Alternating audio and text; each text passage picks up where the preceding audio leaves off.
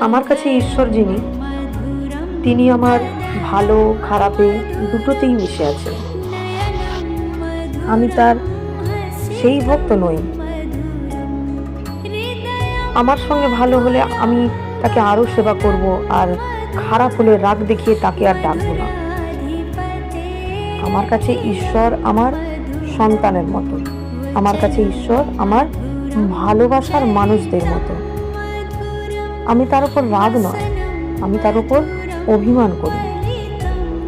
রাগ কিন্তু ভাঙে না, রাগ দিনে দিনে আরো বাড়ে, আরো প্রশ্রয় পায়। যদি কিছু ভেঙে থাকে সেটা অভিমান।